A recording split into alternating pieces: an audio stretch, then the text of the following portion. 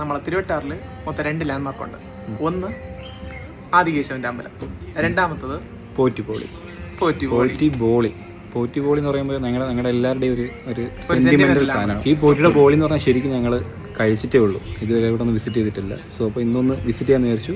അങ്ങനെ ഞങ്ങൾ എത്തിയത് ആദികേശവന്റെ അമ്പലത്തിനടുത്തുള്ള അഗ്രഹാരത്തിലാണ്, നമ്മുടെ ബോളിപ്പോറ്റിയുടെ സ്വന്തം ഹെഡ്ക്വാർട്ടേഴ്സിലേക്ക്. നന്നായി വേവിച്ച കടലപ്പരപ്പിൽ പഞ്ചസാരയും നെയ്യും കൂടി ഒഴിച്ച് ചെറു ചൂടിൽ കട്ടിയാകുന്നവരെ നന്നായി അരച്ച് നല്ലെണ്ണയിൽ കുതിർന്ന ആ ഒരു മൈദ മാവിൽ അതിനെ കോട്ട് ചെയ്ത് ചെറിയ ഉരുളകളാക്കി പോറ്റി തന്നെ എണ്ണം പറഞ്ഞ തേക്കിൻ്റെ ആ പലകയിൽ പരത്തി വിറകടുപ്പിൽ ചുട്ടെടുക്കുന്ന ആ ഒരു പോളി, അതാണ് തിരുവിതാംകൂർ സദ്യകളിലെ the most famous show stelar.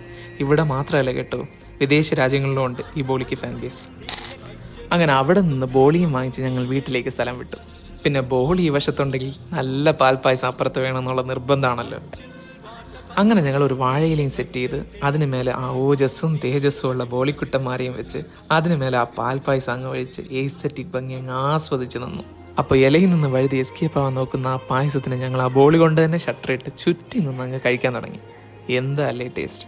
A masterpiece, truly beyond words.